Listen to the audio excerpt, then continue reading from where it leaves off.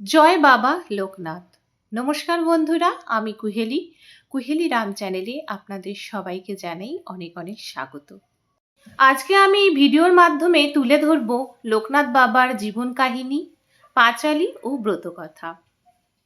জন্মাষ্টমী তিথিতেই জন্ম হয়েছিল লোকনাথ ব্রহ্মচারীর। ভক্তদের কাছে তিনি বাবা লোকনাথ নামেই পরিচিত। তার বিখ্যাত বাণী, রণে বনে জলে জঙ্গলে যখনই বিপদে পড়িবে আমাকে স্মরণ করিও, আমিই রক্ষা করিব।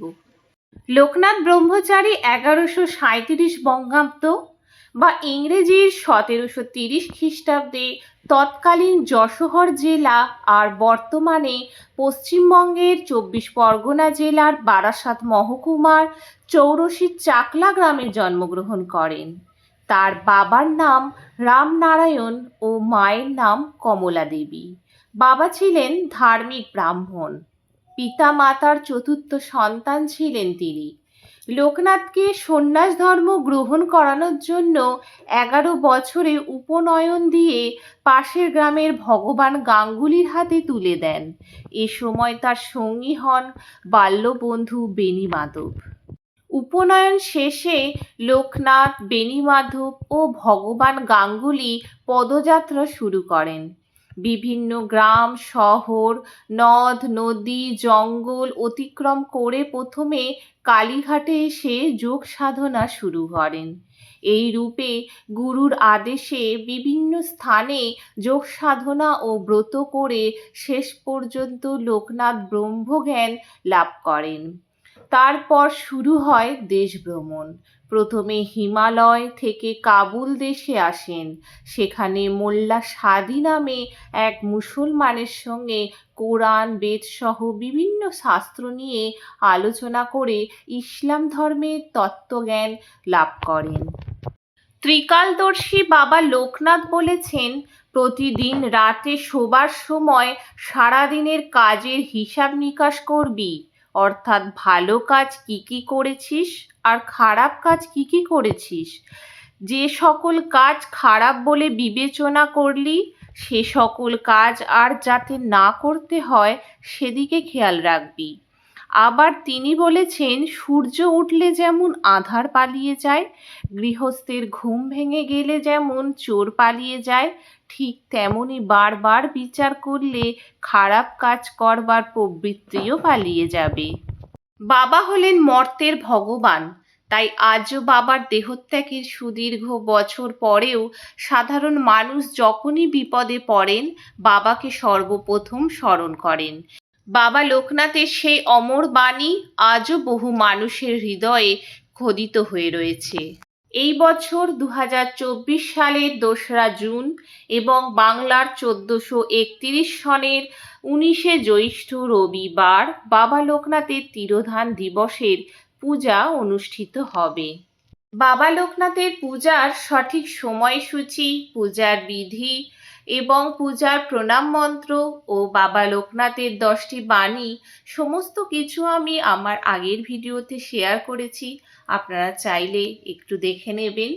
আমার নতুন বন্ধুদের কাছে আমার একান্ত অনুরোধ, আমার চ্যানেলে যদি আপনারা ভিজিট করে থাকেন তাহলে প্লিজ আমার চ্যানেলটা সাবস্ক্রাইব করে পাশে থাকা নোটিফিকেশান অল করে দেবেন।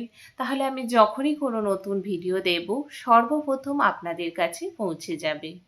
এবার লোকনাথ বাবার পাঁচালী শুনে নেওয়া যাক। মহাযোগী বাবা লোকনাথের পাঁচালী। ত্রিকালজ্ঞ মহাযোগী লোকনাথের জয়, পাপি তাপি উদ্ধারিতে হলেইনুদয়।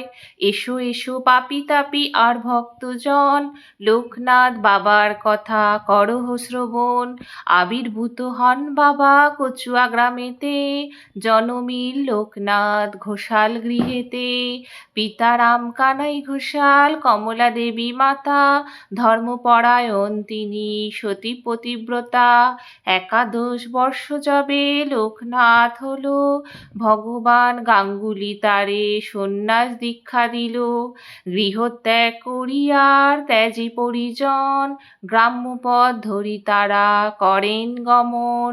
নদ নদী বন কত পার হয়ে চলেন, অবশেষে গুরু সঙ্গে কালীঘাটে এলেন। বেদি মাধব বাল্যসাথী সঙ্গেতে ছিল, শিষ্যদয়ে গুরু নানা যোগ শিখাইল। তারপর আসে তারা হিমাদ্রি শিখরে, দীর্ঘদিন সাধনায় সিদ্ধি লাভ করে। তারপর গুরু সঙ্গে শিষ্য দুইজনে পৃথিবীর নানা দেশ করেন ভ্রমণ। বিভিন্ন ধর্মের তত্ত্ব জানিবারে তরে উপস্থিত হন মক্কা মদিনা নগরে। কাবুলে আসিয়া মোল্লা সাদির ভবনে কোরআন শরীফ পাঠ করেন যতনে। বিশ্ব পরিক্রমা শেষে বেনি মাধব সঙ্গেতে উপস্থিত হন চন্দ্রনাথ পাহাড়েতে। অকস্মাৎ লোকনাথ দেখে আচম্বিতে, দাবানল উঠে জ্বলি বনের মাঝেতে। সে সময় লোকনাথ জানিয়া অন্তরে, অগ্নি থেকে রক্ষা করে বিজয় গোস্বামীরে। বেনি মাধব চলে যান কামাখ্যা ধামেতে, বাবা নেমে আসিলেন বারুদি গ্রামেতে। বাবাকে প্রথমে কেউ চিনিতে না পেরে পাগল বলিয়া সব উপহাস করে। একদিন দুই ব্রাহ্মণের পৈতা জড়াইল, গায়ত্রী করিয়া বাবা তাহা খুলে দিল। চারিদিকে এই কথা প্রচার হইল, দলে দলে ভক্তবৃন্দ আসিতে লাগিল। অতঃপর আশ্রম হইল বারদিতে, বহু ভক্ত শিষ্য সেথা লাগিল আসিতে। পাপী তাপী রোগী কত আসিল তথায়, সবাকার কষ্ট বাবা করে নিরাময়। শিষ্য আর ভক্তে বাবা বলেন কথা, আমাকে ঠাকুর রূপে পূজা করা বৃথা।